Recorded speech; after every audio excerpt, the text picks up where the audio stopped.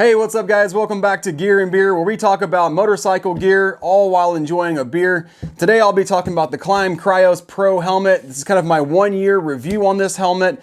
So get up, head to the fridge, grab yourself an adult beverage, and let's get started.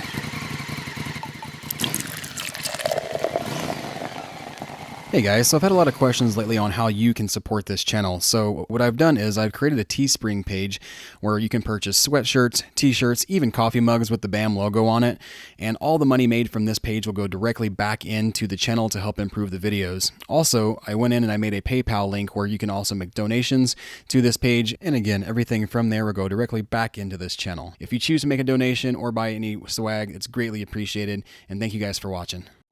All right, guys, today's beer is a Gold Cliff IPA from Coeur Brewing Company. I'm doing something a little bit different that's kind of out of the ordinary for me. This is an IPA, and as you know, I like IPAs, but the unique thing about this, it is a pineapple IPA, which I am usually not a big fan of fruity beers, but this tropical pineapple IPA, it's very mild and it's really good. And again, this is brewed by Coeur Brewing out of Hawaii, and they also brew this in Portland, Oregon as well. But yeah, you can just opening, you can smell the pineapple, which is crazy because it is a very mild fruity flavor. But in the lieu of summer and spring on its way, let's kind of 'tis the season here to start having the lighter IPAs. So let's go ahead and pour this beer out and we'll start talking about the helmet.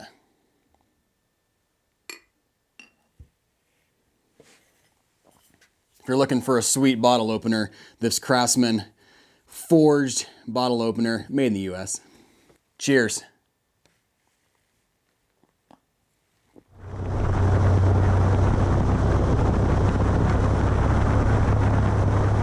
All right, so let's get into the helmet. The Klim Krios Pro Helmet, the big thing about this helmet is that it's super lightweight.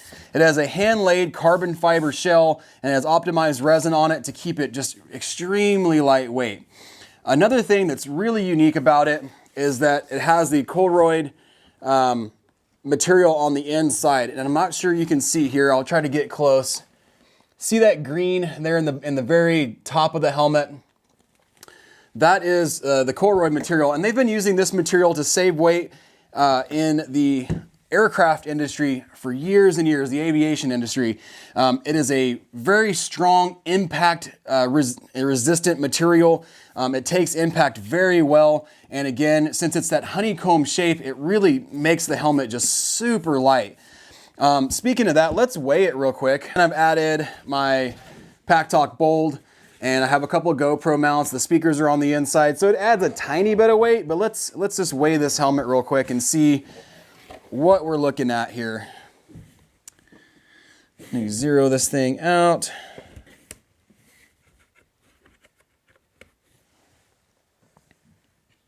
All right, got it zeroed out. Let's weigh it.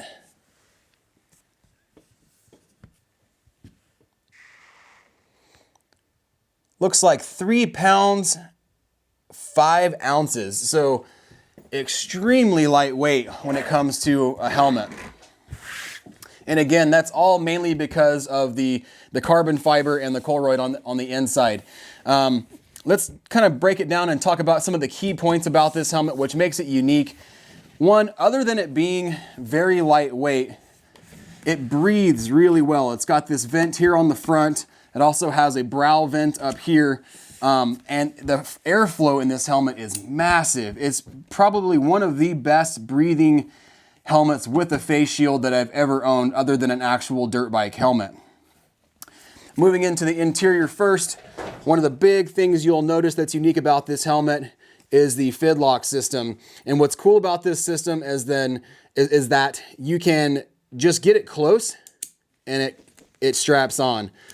You don't even have to, like, with gloves on, this is super, super important, because say you get your helmet on, you throw your gloves on, you're like, shit, I forgot to put my chin strap on. Just grab your chin strap, get it close, and it hooks on. This helmet is ECE and DOT approved, so if you're concerned about the fidlock system, it's been around for a really long time. Other manufacturers use it as well, so you don't have to worry about that coming undone. On the inside, again, you have this kind of this textured material here, and that's for when you set the helmet down, you're not getting a bunch of dirt in on this like microfiber, this suede material here. You'll see mine's a little bit stained. I've worn this helmet really regularly for the last year and have had tons of sweat in it. I just washed it, but it is still a little bit stained from sweat, but that's gonna happen with pretty much any helmet. And again, this interior material is very plush, very soft. Whenever you wear it, it's super comfortable to wear. It's all moisture wicking. Very, very comfortable helmet to wear. And again, on the inside with the breathability, you have these channels on the inside. I'm not sure you can see that, but you have the channels on the inside that allow it to breathe very well when it's on your helmet, on your head rather. Moving to the face shield. So the face shield is a transitions lens. So whenever you hit the sunlight, it automatically darkens and it gets very dark in the bright sunlight. Really, really nice feature. And again, it will also automatically lighten whenever the sun goes away. So as it gets dark, it'll get clear again without having the tint to it. The one hand open, and it does have very good detents in it. That is the furthest or the lowest you can open it without it going all the way down. If I had a nitpick this would be one of my nitpicks about it is I'd rather it be somewhere in here to let air in versus here, because this can still let bugs and debris in if you're not wearing goggles. That can be kind of annoying. But coming all the way up, you have plenty of field of view with it. Just a great opening here to let air come in whenever you want to raise it up. It is pin lock ready and does come with a pin lock on the inside. I don't have it in right now because again, I just cleaned this helmet, but it does come with a pin lock that's very easy to install. And if you're not familiar with pin lock is a layer of material that goes on the inside of the face shield that allows the helmet to not fog up whenever you're breathing heavy or it's cool out or there's moisture when it's raining. Nothing more annoying than having your face shield fog up and then having to raise your shield up so you can see, and then you get pelted in the face with rain. Moving on to the visor. The visor is very, very aerodynamic. You also have this aerodynamic fin on the rear here. You don't get no head bob with this helmet when you're riding highway speed. The wind doesn't pull on this helmet at all. It's very, very smooth going through the wind, and this visor is also adjustable with a thumb screw here. You loosen it up, you can tilt it up or pull it down. I usually like it in the down position just to help block the sun as much as possible. This visor can be removed by just using these little thumb presses here. You flip these down, pull them out, and the visor comes off very easily.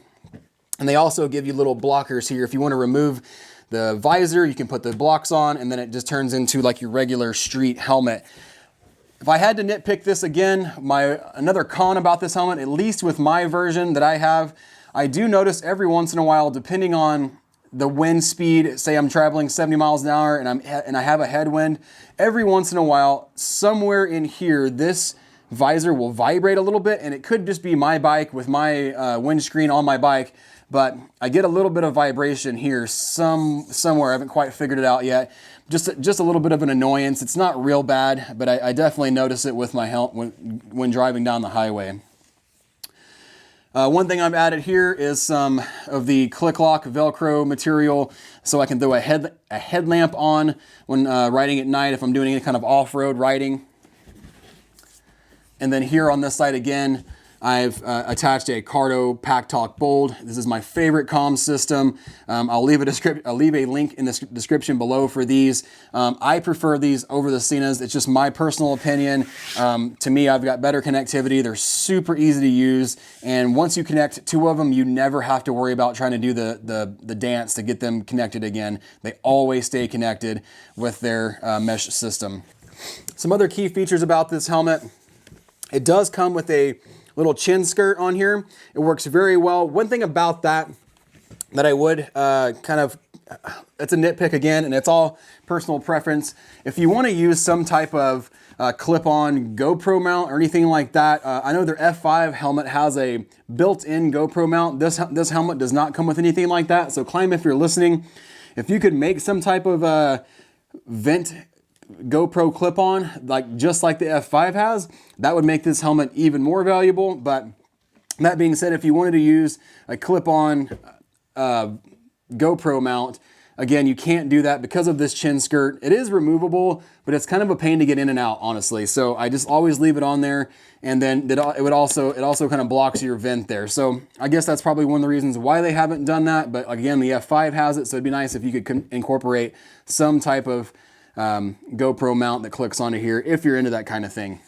So moving into the inside again, as far as the comms unit goes, there are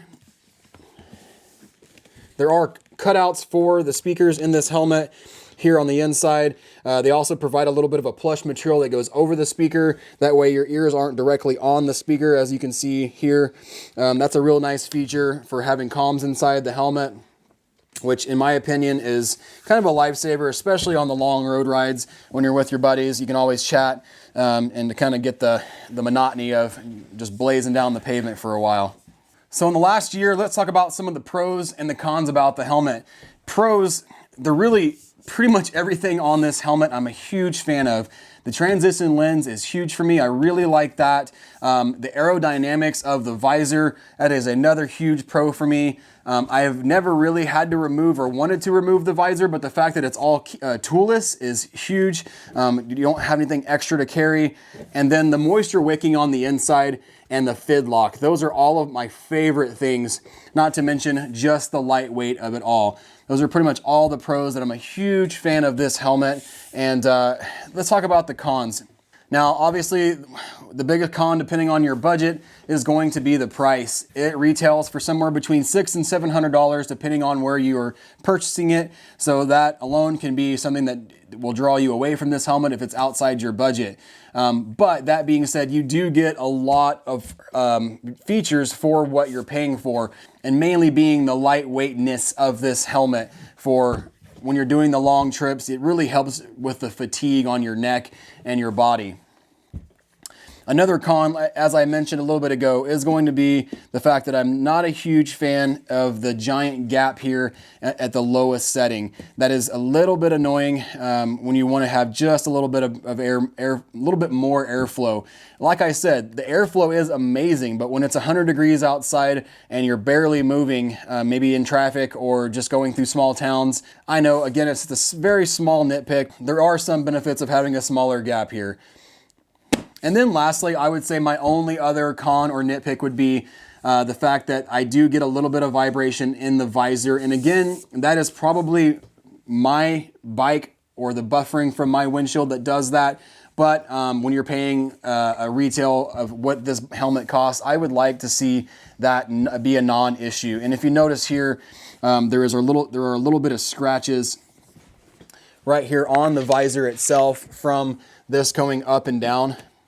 And again, I think that's just a little bit of a flaw in the design from where the visor rubs onto the face shield to scratch that up a little bit. And again, it's a very small nitpick, but you would think that they would be able to figure that out a little bit to where those two surfaces didn't touch and cause damage to each other. Again, very small nitpick there. Other than that, everything being said with this helmet, I have been super happy with it overall in the last year. I've got thousands of miles on it, and the wear on the helmet is very minimal, and the durability is great. The moisture wicking on the inside is awesome. It doesn't really retain smell, even after all the sweat and stuff on the inside, so that's really, really nice. So now the question is, if you're looking for a helmet, would I suggest this helmet to you? Absolutely, especially if you're looking for a very lightweight, aerodynamic, true ADV helmet that is going to perform on and off-road to like the highest standard that you would be looking for. This is the helmet for you. I've owned several helmets in the past, the Arai, the Shoei Hornet, all those helmets, and this will outperform, in my opinion, those helmets. The Shoei is a little bit quieter, but it also doesn't breathe as well, so there is a trade-off there with the noise versus the airflow. But when it comes down to it, in my opinion, this is the best helmet on the market right now for true adventure riders. All right, guys, that concludes my 1-year review of this Klim Krios Pro Helmet. If you like this video, give it a thumbs up if it helped you out. Also, I'm kind of thinking about maybe moving this to a live stream format to where you can ask questions while I review gear. That way we're truly talking and truly drinking a beer with each other instead of just kind of virtually doing it. That'd be kind of cool, I think. If you think that's a good idea, let me know in the comments below. Maybe we can try to do that every once in a while. If you haven't yet, hit the subscribe button as well as the bell icon. That way you know when other videos like this are released, as well as my ride videos and other content that I put out on Mondays. But if you have any questions about this helmet or any other thing that's going on in the channel, let me know down below in the comments. Thank you so much for watching. We'll see you next time. Oh, and don't forget to finish your beer. Cheers.